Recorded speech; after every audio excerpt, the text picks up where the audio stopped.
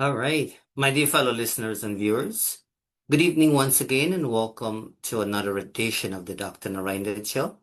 For those of you who have just tuned in, will know that there are a few different ways to listen to us. You can listen to us on a regular dial, that's the radio, 102.7 CKMS FM.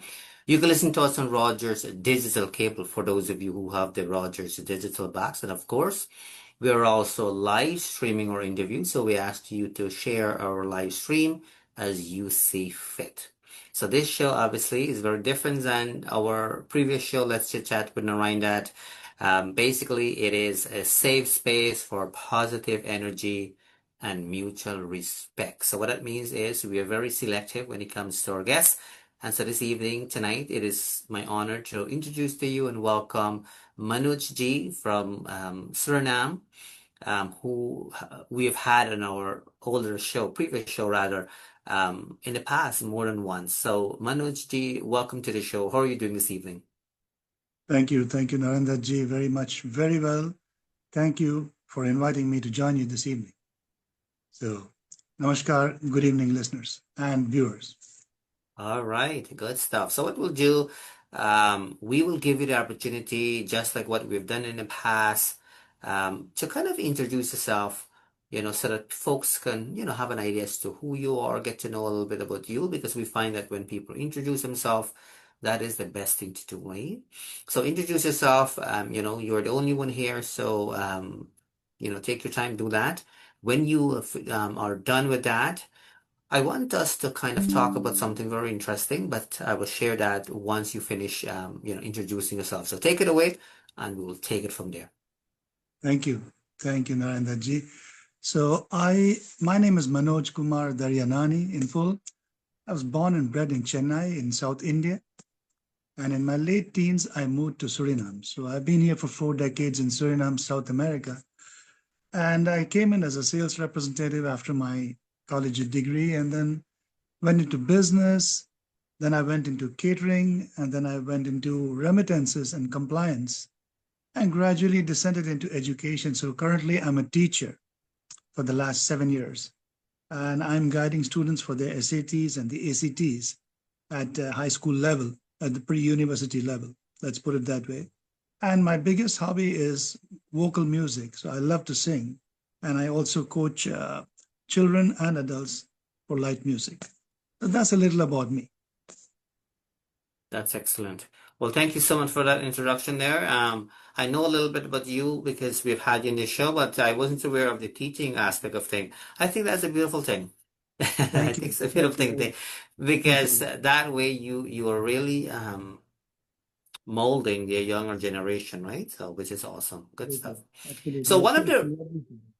Yeah, so one of the reasons why we've invited you, because obviously you're full of knowledge in different areas, and one of the things we talked about a few years ago, we talked about the lack of attendance when it comes to mandirs and temples and things of that sort. And I want to make it very clear that we are not here to condemn anything. We're not here to condemn anybody. We get it. I get it that it takes a lot of effort and work to manage and run temples and things of that sort. So we appreciate all of that. But there's also a gap as well too. And so I just thought, I invite you on here so that you can share your perspective. I'll be doing the same as well too, as to why you think that is and all of that. And keep in mind, there's no right or wrong answer here. It's based on, where we live and our experience and situation and all of that. So let me get right into it. Recently, a couple days ago, we celebrated Krishna Janmashtami, obviously. And so forth. And I've seen, temples where it was kind of empty, really. And that was shocking because, like, those are special occasion where people will make that effort to be there, even if they're not ongoing, temple members where they go and, go regularly, let's say every Sunday or every Tuesday and things of that sort. Why is that, you think? And again, I'm not trying to put you in a spot in any shape or form here, but you have lots of life experience. You've seen it all, seen things from different angle. Why is that, you think? Let me start in a very humble way. It's been Hmm. 31 years now that I teach bhajans Hmm. and spiritual music on a pro due basis to children and adults every week. Hmm. So that's been a continuous 31 years. And part of my coaching also is attached to spirituality. Mhm. I actually run the classes in temples. So when the temple is closed over the weekends, that's where I run the classes. If I have to start from the bottom, I would tell you that, the attendance is diminishing. You are absolutely right. I have noticed it too from my side. The attendance is diminishing, and if you look at it, if you weigh it, the adults are somehow still there, but the younger generation doesn't prefer to join the temple, the masses in the temple, or the sessions in the temple, even on very special days. So correct me if I'm wrong. I would like to differentiate that we still see some adults, but we do not see much of the younger generation. Sat down to analyze this. I've been looking at it because I try to promote at least my students and my group of people to come in and join the sessions at the temple. But I realized that there's a generation gap that's playing right now. Understanding and segregating the point of religion and spirituality, that's taking a toll on the younger generation. And what they have done is they have somehow opted or trying to opt for personal spirituality, not wanting to mingle during temple sessions and wanting to pay attention to. We have a lot of gurus now, a lot of paths which have taken their birth from Sanatan Dharma. So when they've taken birth from Sanatan Dharma, there are a lot of gurus who are actually trying to mold the spiritual field around a person. So I have realized that a lot of youngsters are attaching to different, different groups of those people, of those gurus, where they are trying to learn spirituality and trying to stay away from anything to do with rituals. When we talk of a mandir, there's more 75 to 80% of ritualistic tendencies in a mandir. Even besides the preaching, there's a lot of rituals taking place. And what happens is because our shlokas, our sayings are all based on Sanskrit, Sanskrit language, and that is difficult for the younger generation to translate. Even though the priests are doing their very best to translate them let's say in the language that I speak over here is Dutch, even if they do translate it into Dutch, the translation is not pretty accurate. So it's close to that. It's not 100%. So people still don't get the point behind what is being said. So lack of clarification, and it doesn't penetrate the hearts of the devotees or the people present in the temple. That's my first take on this. Well, first of all, thank you for that. And keep in mind, I want to remind you that this is a safe space here. So feel free to respond, openly, so have no fear. Sure, no, definitely not. Definitely not. Awesome. Definitely. And so now that you've mentioned all of that, I hear what you're saying. I want you to know I hear you nice and clear. Um, what is it you think that we can do? Your role obviously might be different. Mine might be different. The people who are listening, and watching right now, their role obviously might be different as well too. What is it that you think needs to be done, or what is it that we need to do more of to kind of help to close that gap? Well, main thing is to engage the younger generation. First of all, it's not associating a person with the temple only when there's something to be celebrated or when there's a mass to be held over there or lectures to be held.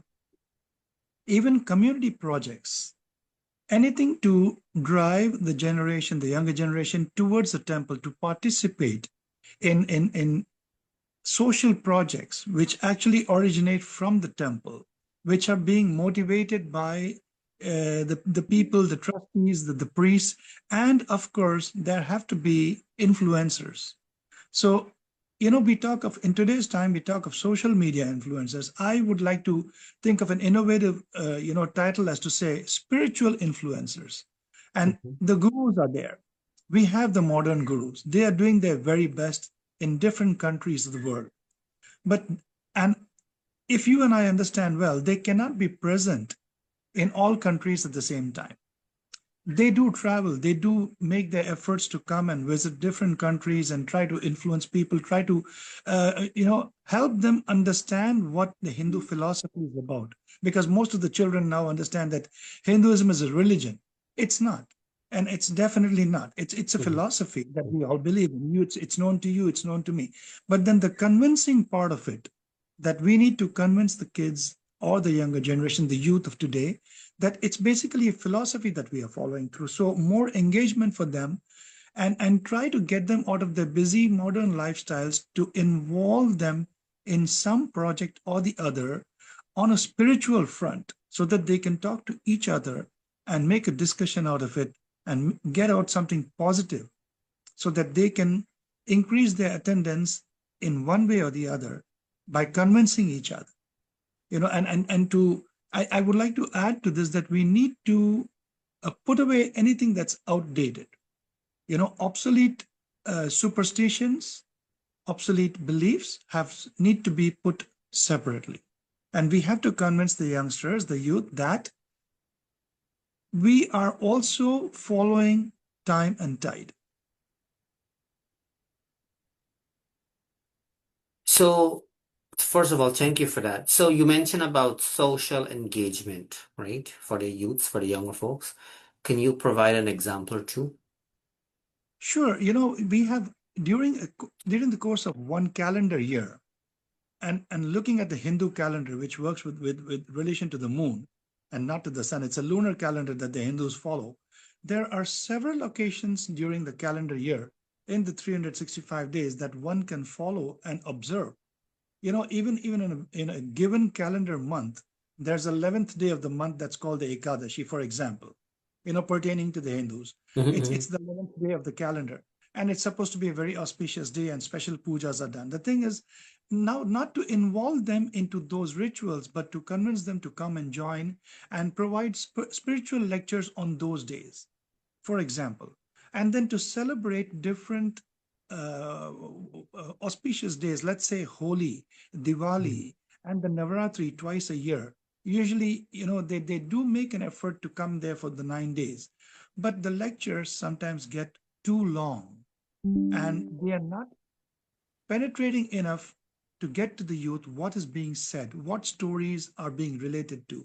And the fact is, now when you talk about something, it's better to make the youth understand what is their relation to what is being said, and how the Hindu philosophy can be adapted into our normal busy modern life. To engage them in special projects, spiritual projects, and not ritualistic projects, not to call Mm-hmm. them for a puja and do a havan and make them sit Mm-hmm. down there for an hour and a half. That's not going to work, because they have realized that it's not working anymore. And it's getting to be a materialistic world. Yeah. So to convince people to come out of that materialism and to participate into spirituality and spiritual happenings or lectures is going to take some time, and it has to come from within. So somebody from the youth needs to be nominated, and that person needs to be coached, and they have to bring in their group of people, Yeah. their age. Yeah. Excellent point.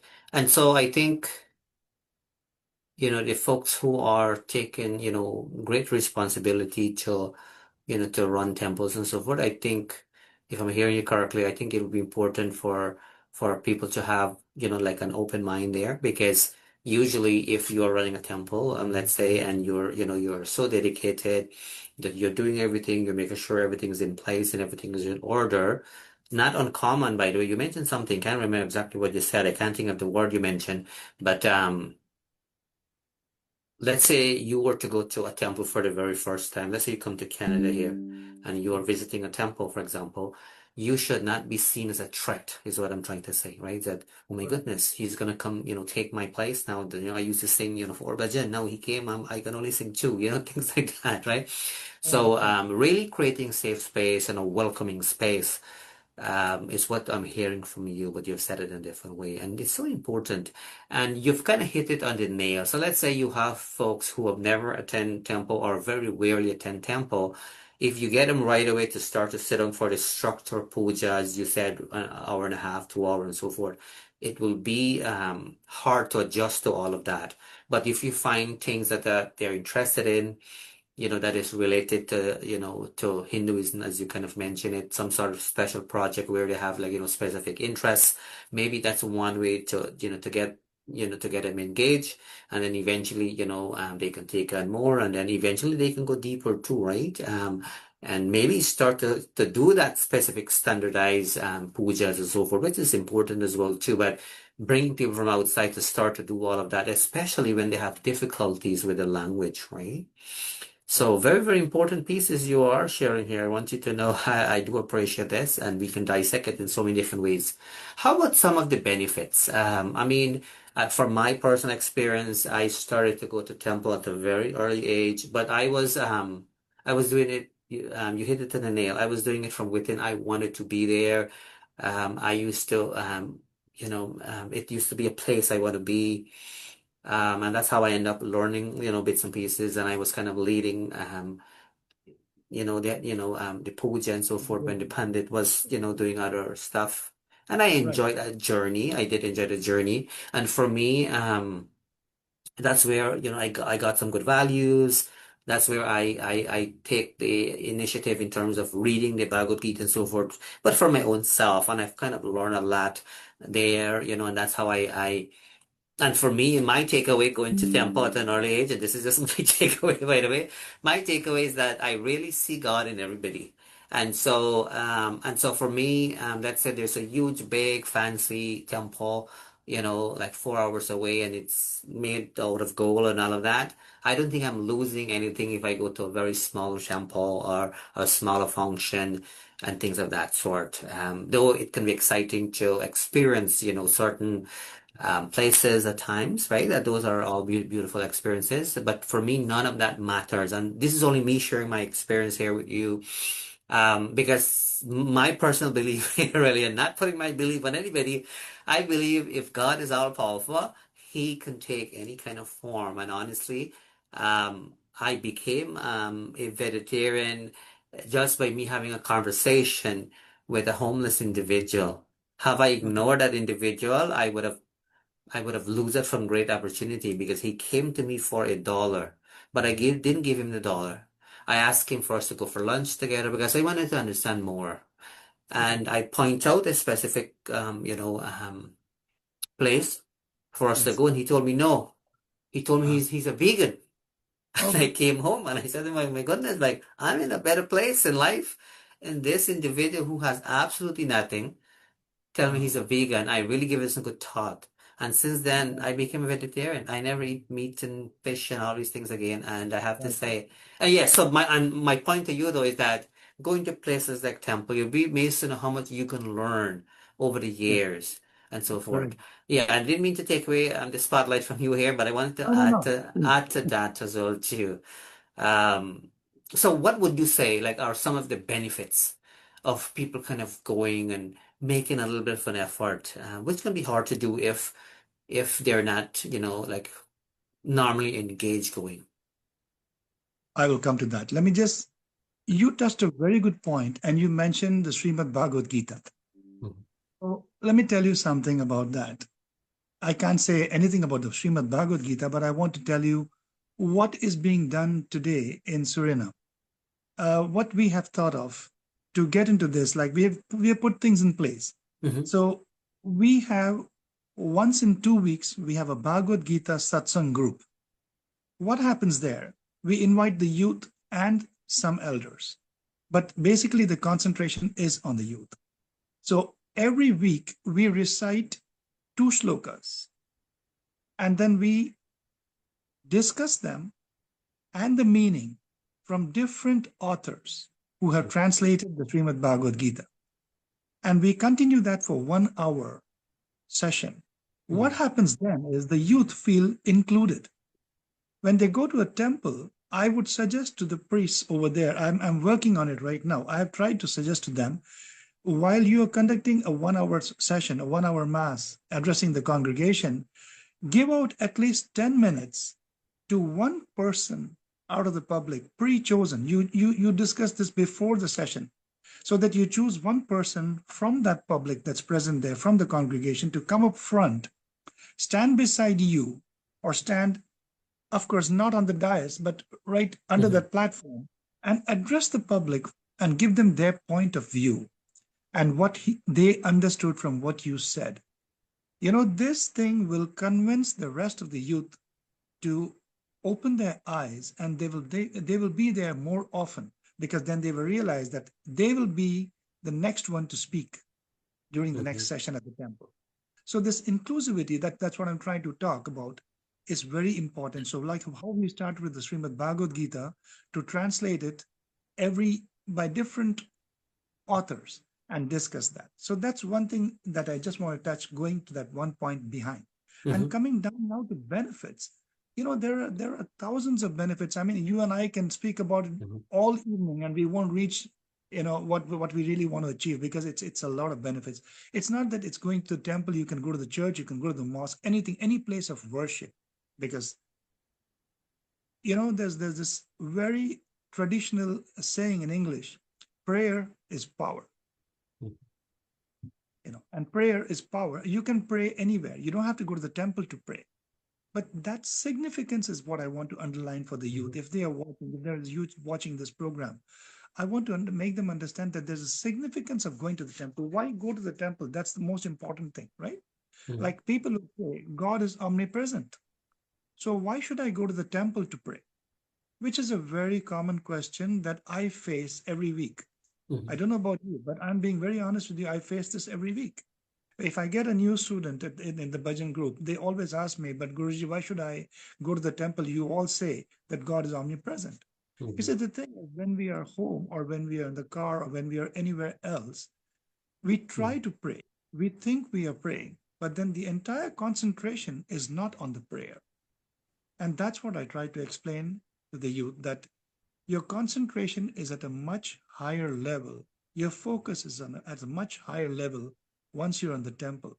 Because the temple itself is built in such a way, the old architects had temples that are newly built are also considered very, very sacred in any case. But the older architects had a different way of making calculations, and where the sanctorum would be, where the deity would be placed, right in the middle of the temple. That place, that particular place in the temple, that emanates a different energy.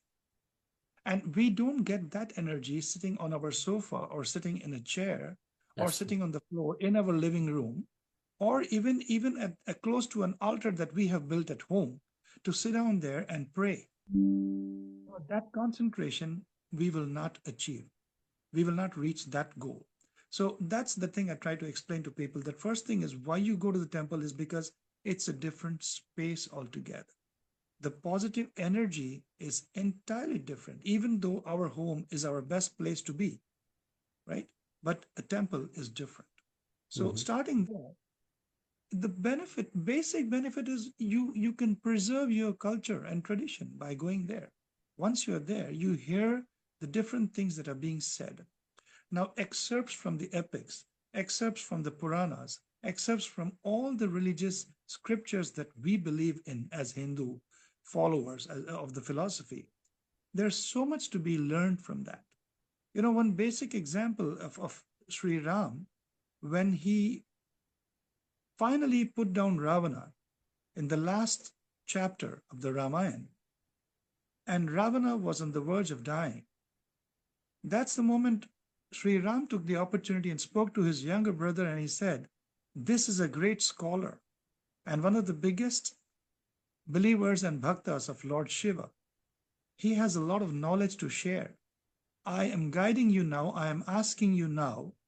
I am imploring you, in fact, to ask him to teach you a couple of things that you don't know. So Lakshman was standing behind the head of Ravan. He bowed down his head and said, so Lord Ravana, I would like to know about ABC, for example. And Ram said, stop, Lakshman, please stop. When you need to learn from a teacher, you need to be at the feet of the teacher, not at the head of the teacher. At this moment, Lord Ravan is your teacher. So come down this side, bow down your head, face him, standing at his feet. Now, these are little things. This is what uplifts the values of people who believe in Hindu philosophy. It's just a simple example. And this is what I say when I teach kids bhajans. And I tell them the thing is, behind each bhajan, behind each lyrical word that's being represented there in any song, there is a very deep meaning in it. So the thing is, you have to preserve the culture and the values. When you go there, you hear these kind of lectures, you get enriched. You know, you strengthen your community, the unity and the bond between people is strengthened when they hear things like this. Otherwise, the best thing could have been that Lord Rama, Sri Rama, could have turned around and said, "This is my enemy whom I have put down. This man abducted my wife. I have put him down now, and he's on the verge of dying. So I'm done with him. I can just show my back and walk away." But look what he did. So these are examples, basic examples of what we teach the kids. And this is what I say. When you go to temples, when you listen to what's being said, these are parts of the kathas that are being spoken about. These are part of the sessions that we meet every week at a temple. And several of these stories come up, and each story is a lesson, trust me.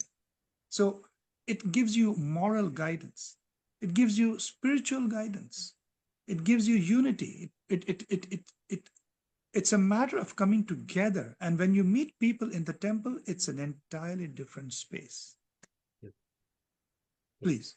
Yeah, absolutely. Thank you so much for that. That's a lots of information, lots of good information.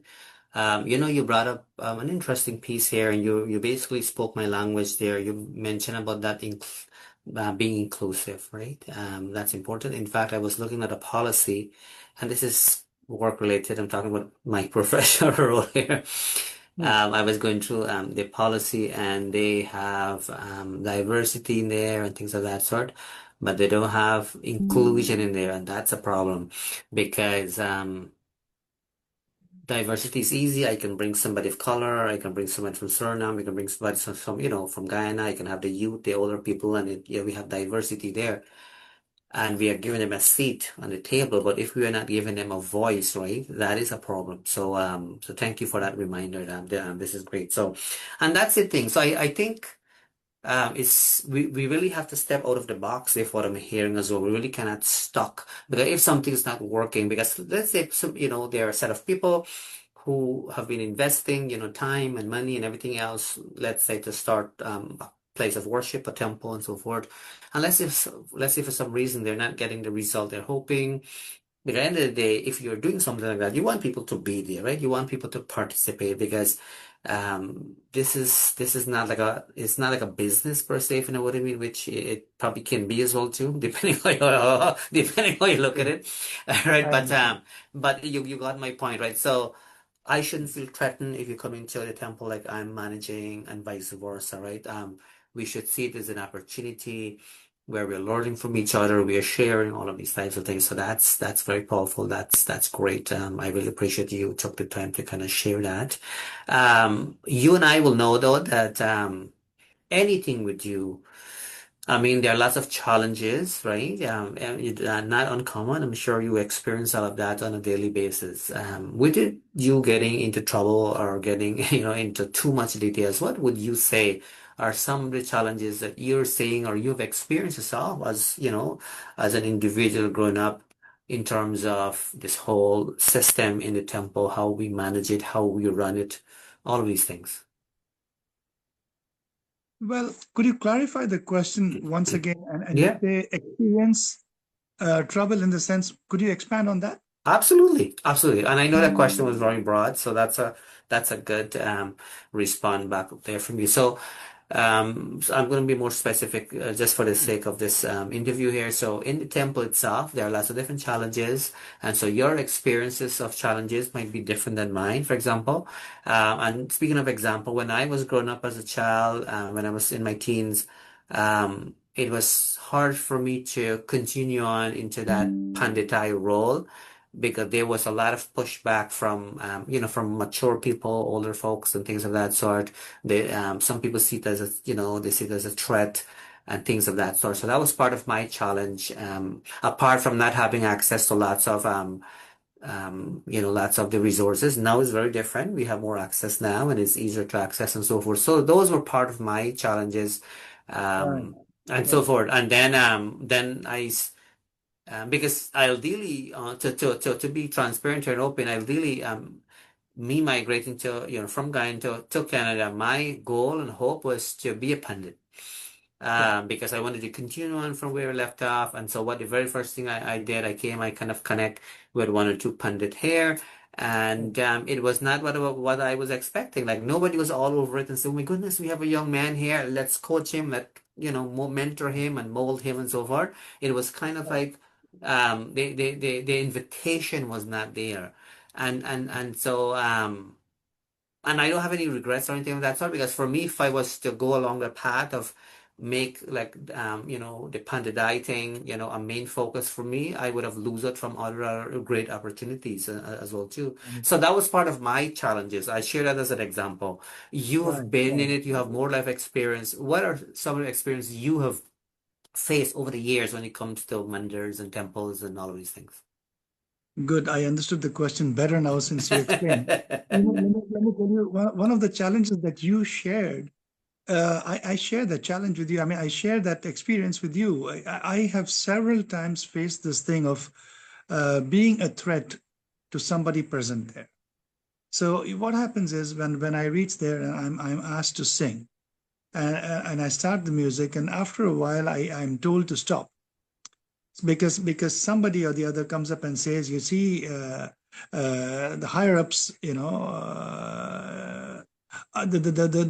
higher ups on the food chain don't appreciate this. So keep it low key, right? Keep it low key. And if I have to say something, I pick up the mic, and in between my bhajans, I always speak, and I say a two-liner and three-liner things to explain what's the bhajan's meaning. Mhm, And that sort of is very, it comes out to be very irritating for some personalities, mhm, and so I have faced those challenges. And I have faced challenges in the temple where the youth work with their mobile phones without silencing them. So you find people having phones ringing, some of the children coming up with chewing gum in their mouth. So I have taken several actions in this regard, and I've told the people, and I've told that the committees who are actually running the temples to please be very specific and ask the kids to keep their telephones in their pockets and not operate them while the session is on, while the spiritual session is on, or the lecture is on. But it's very difficult to convince them at this moment. You see, our major, let me say, threat to spirituality at this moment is our mobile telephone. And all the lovely times that probably you and I had when we were much younger in our hometowns. We would fly a kite, we would be on the road playing cricket, and we would engage with our neighbors, and we would talk to them. We would know exactly who's who. We would know them, their first name and their last name, and we would know who's in their families. Everything has come down to almost a zero because kids are now confined to their specific rooms or the specific spaces where they are operating their phones. And they have made that commonplace in temples. So that's become a very big challenge for me. And I have been openly speaking about it, even though I realize that it's not being appreciated. Recently, as recent as 3 weeks ago, I was told to absolutely keep mum about it because they said that I could be a threat to the attendance of the temple if I'm going to caution the kids, and the kids are not going to come back anymore. So I rather allow them to play with their telephones in the temple for the fear that they don't appear again the next week. So these mhm. are very strange challenges that I would have never thought about a few years ago.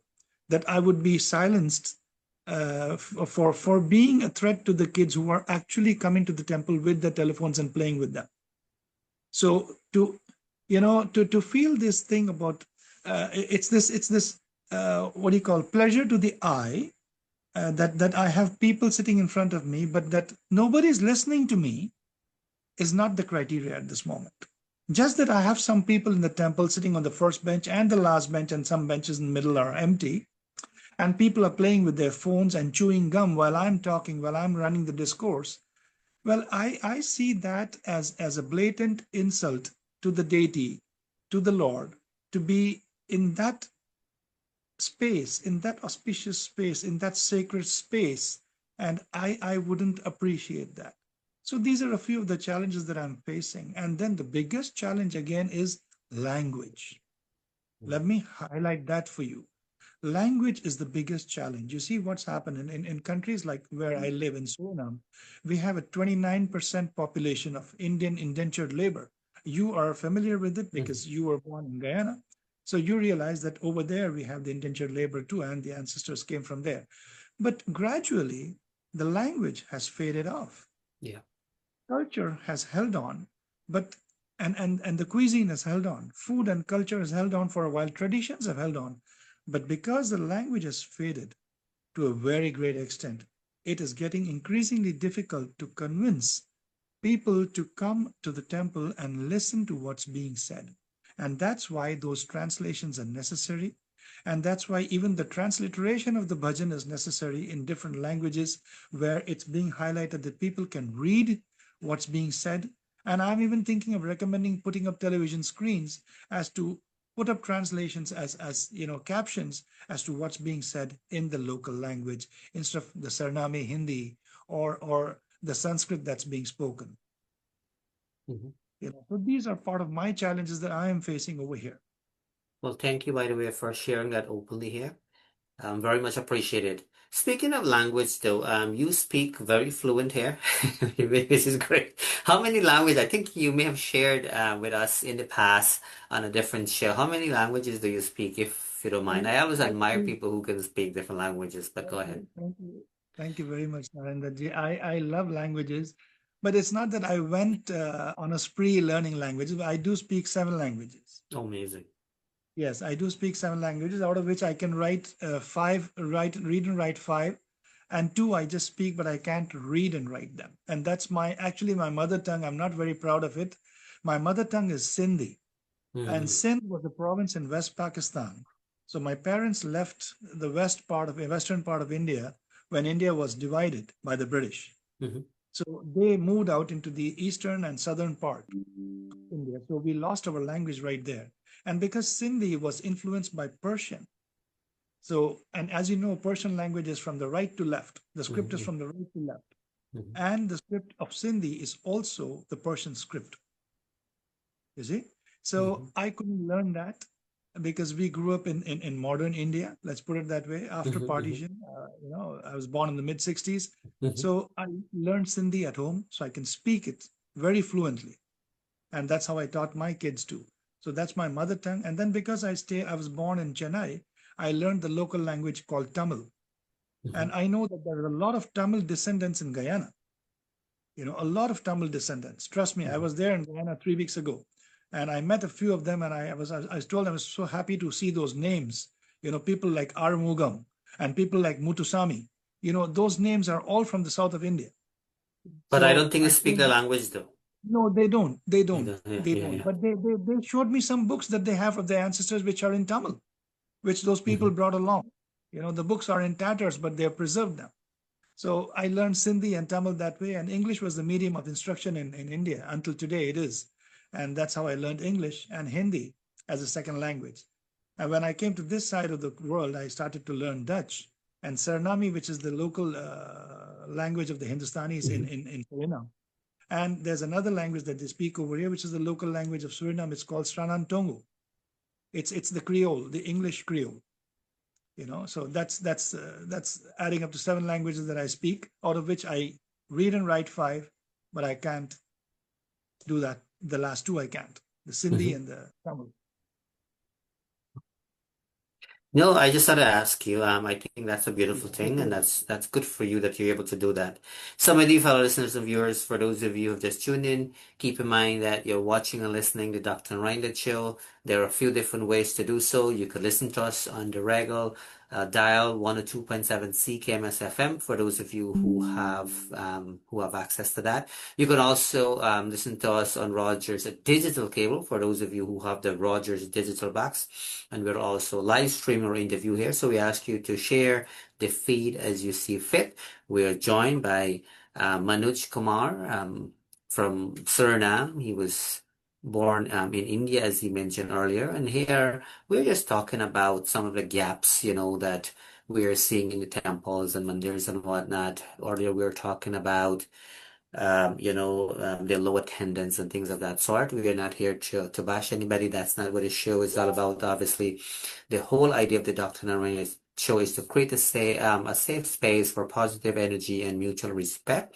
So very different than what we've had in the past with the Let's Chit Chat with Narine Dat.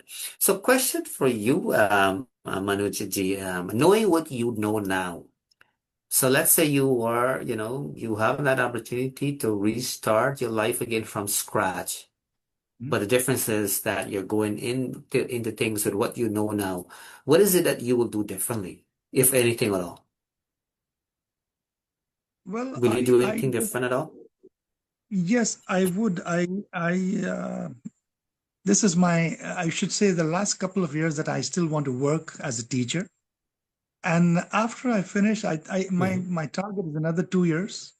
I just turned 60, so it's nothing to do with age. It's just a number.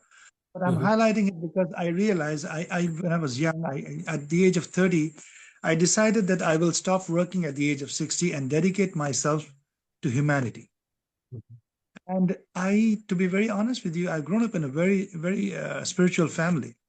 And the teachings at home have been very, very, orthodox. At the same time, not orthodox to the way that they strangulated me in any which way. They gave me the freedom to think, and they gave me the freedom to come back with my feedback. So I have enjoyed that upbringing. And I would realize that after I turn 62, I will quit my job and I will dedicate myself to humanity, and I will go into social service and community building and try to work on a basis where I can, actually, channel charities to the right people. Even from the temple, what happens in Hindu temples is basically Hindu temples use those monies that are collected every week as whatever comes in from the devotees. They are being used for the temple and its own purposes, in the sense for the maintenance, for the maintenance and for the salaries of the priests and things like that. I would like to ask them on a very dedicated basis to name a percentage, even if it's a 1%, even if it's a 2%, whatever, even if it's a 0.5%, I would say it that way, as humbly as possible, to dedicate that towards charity. And that charity has to be led by the youth of that locality, of that community. So they get this thing, that seed is planted where they need to start. And they use 0.5% of the collection of that temple of that week. And then they go out together as a community, as the youth of that community, and then they must experience that pleasure and the blessing that they receive when they go and donate that themselves to the people who really need those funds. That's my dream. Let me put it this way. If you ask me what I'll do different, I will quit everything, and I'm not saying I'll renounce the world. I'm not saying I'll become an ascetic or a sage. I'm not saying that. But remaining what I am in my own skin and my own clothes, I would dedicate myself towards the betterment of humanity. Excellent. Not to be biased here in any shape or form, I think social work profession, I'm talking about the professional piece of it, where people are actually doing it as a profession, because there's so many different directions people can go. It is one of the most fulfilling thing there is. That I can tell you for sure. So I like what I'm hearing from you. That's awesome. And at the end of the day, whether that be the temple or or elsewhere, it's so important. Even in politics, people who are in it for the right reason and whatnot, they will create opportunity for the younger generation and so forth, right? Because at some point they will have to take over. At some point they will have to learn leadership skills and take on, these roles, right? So it's so important that you're focusing along that line. And it's a really good way to kind of give back as well, too. That's for sure. Very true. Very true.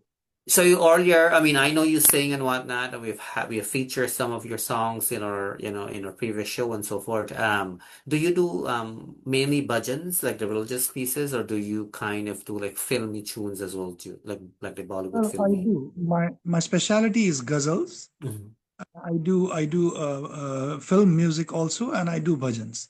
But I do it in that order of ghazals, actually bhajans, ghazals, and film music Okay. in that And order. and do you teach it as well too, like music? You mentioned something about music earlier. Do you teach music at all or Yeah. anything along that line? Yes, I do. I do conduct classes for light music. I do not teach classical music. I do light music, film music, ghazals, and bhajans. I teach that to kids, young adults, and adults.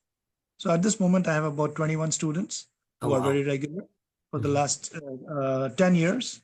Mhm. And yeah, so every 10 to 12 years, I get a new batch of students because as they move on in their life Oh, and when wow. they complete their education or the adults have changed their hobbies and they want to go ahead in life with something else, then I get a new batch. So this time the current batch is with 21 students. And how often do you folks meet? Well, we meet once a week. Mm. Once a So week, yeah. for how long? Like an hour, 2 hour? 2 hours. It's a 2 hour meet. Yeah. Oh, wow. It's a 2 hour meet. So And there's how no, I okay. engage them and how I Mm. engage them alongside with this is also I treat them to a meditation session besides this meeting. So once in a month, we meditate on full moon. So I invite the entire group to my place and Mm. we meditate together. It's not a guided meditation, it's just meditation based on meditation music. And we meditate together for 45 minutes. And then we sit down and we have a vegan meal together and discuss what's been happening and how we can move forward in life. So that's my treat to them from my side once a month, besides their 4 lessons a month, depending on the 4 weeks or the 5 weeks a month. Mm. Well, good for you. Is it difficult to manage 21 people to gather everybody, once a week? Is it difficult to bring people together at all? I split it in two groups. I run two different groups at 12 and 9 people. So it's 12 people and 9 people. But then when So, we do the meditation, then I bring them together as 21. okay. So thank you so much for that, and thank you for doing what you do. I think that's important. I like when people are, yeah, I like when people live for a purpose. And at the end of the day, people have to make those choices, but sometimes in life, people need a little bit of a guidance as well too. And a lot of times, at least with my experience, people don't realize that they have everything they need right at their fingertips, Yes. to do things. A lot of times, people, depending on how they were brought up and all of that, they need some direction, of course, but they don't have that. They don't believe in themselves, is what I'm saying to you, right? Some people have very low self-esteem, which can be dangerous. Because at the end of the day, like as we mentioned earlier, behind every title, there's a human being there. So once people start to understand these things, and once people have vision and goals for themselves, a lot of things can be achieved, right? Not having a vision in life, not having goals in life is hard because you kind of wake up in the morning and you're kind of going around in circle, I think.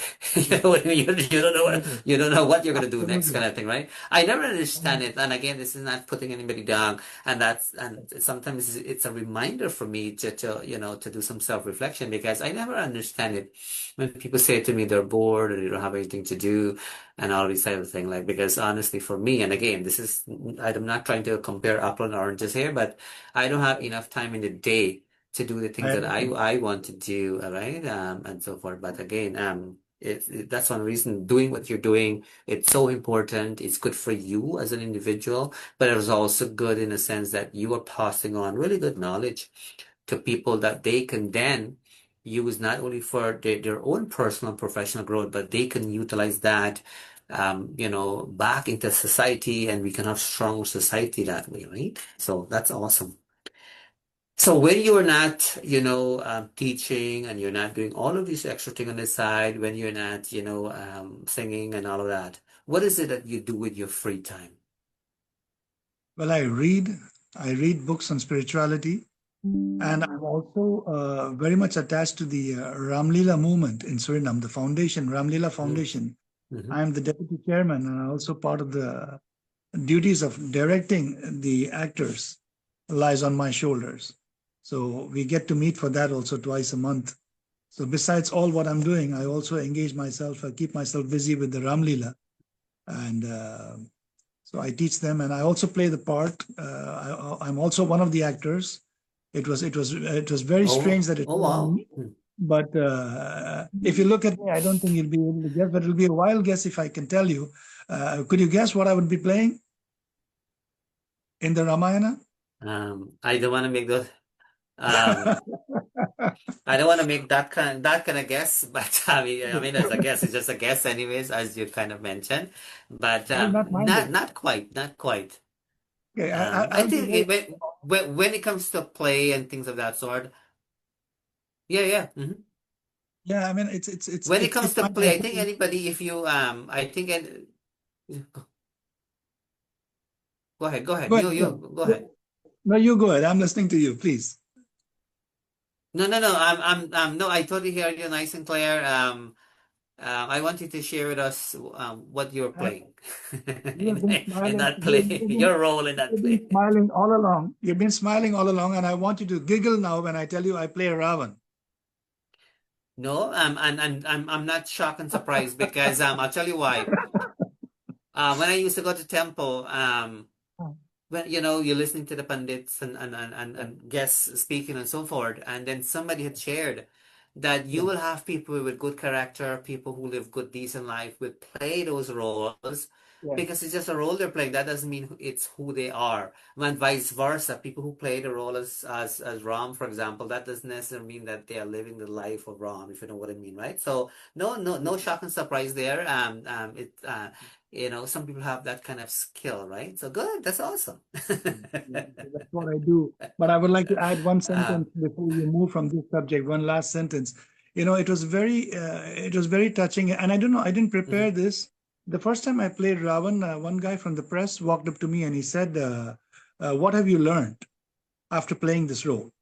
And have you done this before?" I said, "No, this was my maiden attempt, and I didn't realize that I could do this." And yeah, it was something like outshining myself. But I did it, and then I realized. He said, "What did you learn?" I said, I understood what it is to be Ravan. It's part of the vices in my life. And just like end of the Ramayana, Ravan lies down to, reach his final stage. And I think I will put down all the vices after this role. So that's what I learned out of it, to be very honest with you. Mhm. Good. That's great. And thank you for sharing that with us for sure. I don't want to put you on the spot here, and I know we talk about some important pieces. For those of you who may have just tuned in or tuned in halfway through, we were talking about, some of the gaps that we see in the temple. We're not saying that the mandir is responsible for everything, but what I have noticed over the years is that the attendance, has been really low when it comes to temples and things of that sort. And so us, seeing things like that we usually ask ourselves, what is it we can do, right? Not that we can change the world per se, but what is it we can do to kind of help to close the gap? And so I've invited Manoj G, who we've had on our old show, Let's Chit Chat with Narine Dat, to kind of share his perspective and his experience and things of that sort. So that's what we were talking about. But we are kind of wrapping things up now a little bit to kind of get to know him as an individual a little bit here. How about like regular things that people do, Manoj G, things like, the cooking and all of that. Do you do any of that in the household at all? Well, I've been If you also can still hear me? yes, I can hear you. I overlooked the fact that I didn't Okay. tell you that I love to cook. It's my hobby number two. I love to cook, and I also do some catering of vegetarian food, which is for the community and from the temple. And a lot of people call me over when they have special occasions. and I like to prepare food for them, vegetarian food for them. So I love that, and at home when I have time, that's what I sit down and practice again. Besides my music and besides the daily chores of life, I also engage myself in cooking. So you're a busy individual, right? You're never bored. I'm never bored. I'm never bored. That's I all. sometimes look for time and I asked the Lord. I said, "How come you made only 24 hours in a day?" You know. Yeah, no, no, I totally hear you. The former president of Guyana, um, the former deceased president of Guyana, Dr. Chedi Jagan, Yeah, he came to Berbice when I was a young boy, and he said that he wants, more time yeah, to read the newspaper and all that, but he does not have the time. And I always right. remember that, and it's so true. There's like so many things that we want to do in life, but we cannot do things. And even in my work professionally, sometimes people come and say to me, "Well, like how come, you didn't listen to what we were saying?" But it's not about that. It's about like sometimes in life we have to prioritize things. Right. And me now, I have to try to find a balance as well too, because I have a wife, I have three girls. And so, yes, as much as I love working, so working is not an issue for me. I have Right. knowingly, intentionally accepted a role where I have to drive, a good distance, but I wanted that. I had enough with remote work, working from home and all these types of things and working remotely. I love the idea of working because the work that I do gives me the opportunity to make a bigger impact kind of thing. So I love that Yeah, aspect of it. right, right. And so yeah, yeah, and I'm sharing this for a purpose because that's the part of the show, right? We want to kind of educate people. We want people to kind of contribute as well too. And I like how you mentioned that you yourself don't have enough time in the day to do the things that you want to do. So we are about to wrap things up. Sometimes we go a little bit longer and so forth. To the viewers and listeners, we are hopeful that the next couple interview will be related to the Guyana politics kind of thing. We are hoping that we wouldn't run into the same problem that we had last time, where it took like over 5 months to get the result and so forth. So we are hopeful for that. I've been doing some stuff behind the scene in preparation for that. And so keep an eye out for that. We want to kind of at least spend some time and pay attention there as well too. So Manoj, as you know, I'm assuming you are aware that Guyana, they Yeah. have election and First of this September. second, and I know you folks have a new leader as well too, a woman, I believe, right, for the first Yes. time, which is a beautiful thing. Here where I live, we had like a kind of it wasn't a by-election per se, but there was a opening spot for a regional council individual, and the population is fairly big here now. It's about 1 million where I Okay. live, and they've made a decision where I was so disappointed actually. They Hmm. have chosen, they've had the great opportunity for, I didn't put my name or anything, but I'm just sharing something here. They had great candidates, and they've really picked somebody that I was so disappointed actually, because Wow. women usually get a short end of the stick. They had women in there. They could have choose a woman, knowledgeable woman, well, groomed in doing the role. That did not happen. And it's a shame actually, because the people who made the pick, most of them were women, and so that really bothered my brain. For those are the things that keep me up late at night. Right. I can imagine. But but Well, that's as you said, you'll have to prioritize, right? So you'll have to yeah. prioritize whether you want to stay awake for them or not. But I could not let it slide that way, because I'm an advocate. At the end of the day, I had to kind of get my voice out there. But it is a Yeah. shame actually that they had an opportunity to choose a woman, Right. knowledgeable, educated, known, and could have done so well, and they've done it. They've done something that was not surprising, but I wasn't expecting that. It goes to show that the system is still broken. But anyways, so we are gonna have that. So I was more reminding the viewers and listeners that we are going to have that conversation when it comes to the politics thing, and we are I'm like we are just watching keenly, right? Because the politics in places like Guyana and so forth is not like here. I like the energy there, though. I like the fact that there's lots of energy. And sometimes when you have election here in Canada, it's not kind of quiet, not like loud. Yeah, But I want you to know, Manuji, that I really appreciate you joining the show. I want you to know that you have added value to what we do here. You've mentioned about positive space, when you were speaking our language. Like that's what this show is all about. So we're not in competition with anything and anybody. I'm always in competition with myself, though. Like, this is okay, right? the best We thing to always do. want to do things to close gap, and there's a need. I'm aware that there's a need for positive energy and these kinds of conversation. And as you mentioned earlier, like you and I, we cannot change the world, but at the same time, we cannot let the world change us as well too. So I want you to know Mm. your input, your contribution, your knowledge definitely will make an impact as people listen and so forth. I'm giving you the opportunity now to share any last minute thing you want to share before I let you go. But do know from the bottom of my heart, I appreciate you joining the Dr. Narine Dat Show. Thank you. Thank you. Thank you, Narendra ji. Thank you. It was an honor. And thank you for the opportunity. And to the viewers and listeners, I appreciate your time and your patience to have listened to both of us at this moment. And yeah, the best message that I would like to give to everybody is let's remain positive. Let's look forward to a better tomorrow. But not only looking forward to it, let's work towards contributing towards a better tomorrow with active participation of ours. So thank you very, very much, Narendra ji, once again. Sincerely appreciate it. Thank you. All right. So, my dear fellow listeners and viewers, as we are officially approaching the end of tonight's program, I would like to take this opportunity to thank you for tuning in to the Dr. Narendra Show. On behalf of myself and Manoj G, both of us would like to join together and wish you a great today and even a better tomorrow. We'll see you again next time. Thank you. Have a good evening. Bye bye.